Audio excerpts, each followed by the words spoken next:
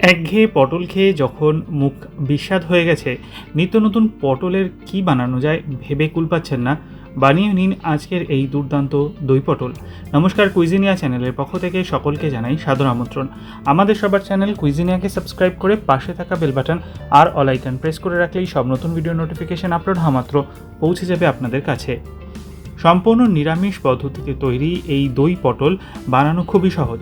আপনারা সার্ভ করতে পারেন গরম ভাত দিয়ে, যেমন সেরকমই এটা কিন্তু পোলাও বা ফ্রাইড রাইসের সাথেও খেতে দারুণ লাগে। পুজোর দিনে ঠাকুরের ভোগে নিবেদন করার জন্য দারুণ উপযুক্ত রেসিপি এই দই পটল। আসুন দেখে নেওয়া যাক আজকের রেসিপি। কড়াইতে সর্ষের তেল গরম করতে দিয়েছি। তেলটা গরম হয়ে গেলে দিয়ে দেবো এখানে কিছু ফোড়ন।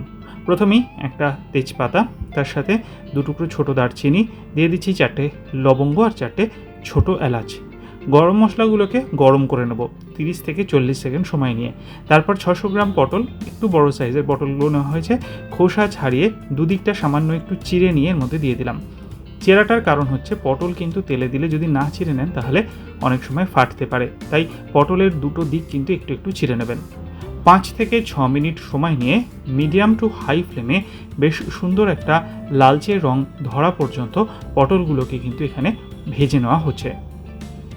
এদিকে একটা পেস্ট আমরা বানিয়ে রেখেছি। 1/2 ইঞ্চি আদার টুকরো, দুটো কাঁচা লঙ্কা আর তার সাথে 2 থেকে 3 টেবিল চামচ জল দিয়ে একটা পেস্ট এখানে আমরা বানিয়ে রেখেছি।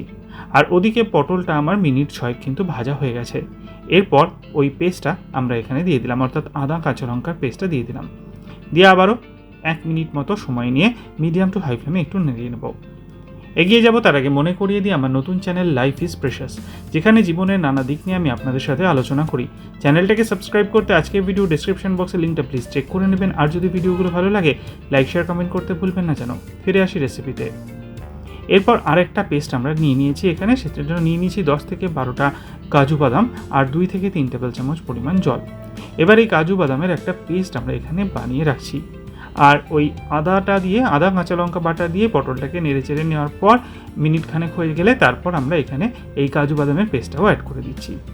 কাজু বাদামের পেস্টটাকে দিয়ে আবারও মিনিট খানেক একটু হালকা নাড়াচাড়া করে নেব। ফ্লেমটা কিন্তু আমি এখন রেখেছি মিডিয়ামে। এদিকে একটা মিশ্রণ আমরা বানিয়ে রেখেছিলাম, তার জন্য একটা বাটি নিয়েছি, বাটির মধ্যে দিয়ে দিয়েছি টক দই।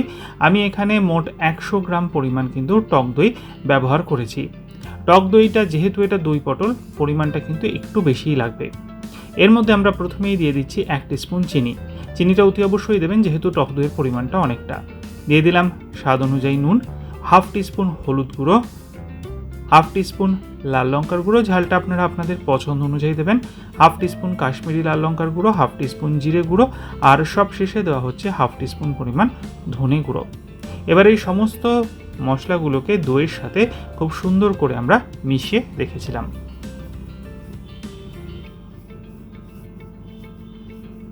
এই মশলাটা কিন্তু আগের থেকে অন্তত 15 থেকে 20 মিনিট আগেই আমি বানিয়ে রেখেছি।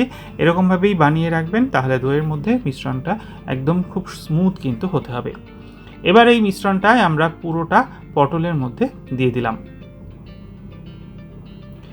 এই দইয়ের মিশ্রণটা দিয়ে দেওয়ার পর আবারও মিনিট খানেক থেকে মিনিট দেড়েক সময় নিয়ে পটলের সাথে ভালো মতো কষিয়ে নেব, যাতে পটলের মধ্যে মশলাগুলো খুব সুন্দরভাবে লেগে যায়। এরপর আমরা এতে দিয়ে দিচ্ছি 250 মিলিলিটার পরিমাণ জল। মশলার বাটিটাকে ধুয়েই কিন্তু আমি এখানে জলটাকে অ্যাড করলাম। জলটাকে দিয়ে আরও একবার নেড়ে চেড়ে মিশিয়ে নেওয়া হলো। আর তারপর এতে আমরা দিয়ে দেবো 1/4 টিস্পুন পরিমাণ গরম মশলার পাউডার। এটা বাড়িতে বানানো, এই রেসিপি লিঙ্কটা ডেসক্রিপশন বক্সে দেওয়া থাকবে, চেক করে নিতে পারেন।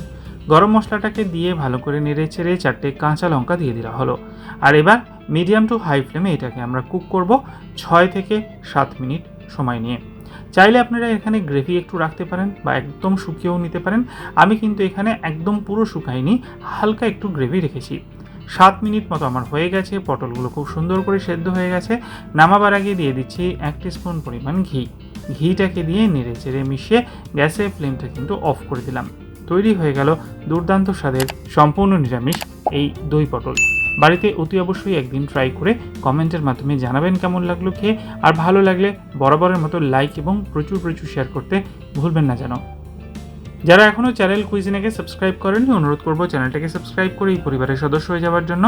লাইফ ইজ প্রেশাস, গল্পে শিকালে কাল চ্যানেল দুটিকে সাবস্ক্রাইব করতে আজকের ভিডিও ডিসক্রিপশন বক্সের লিঙ্কটা প্লিজ চেক করে নেবেন। সবাই ভালো থাকবেন, সুস্থ থাকবেন, দেখা হবে পরের রেসিপি নিয়ে। আজ তাহলে এ পর্যন্তই, নমস্কার।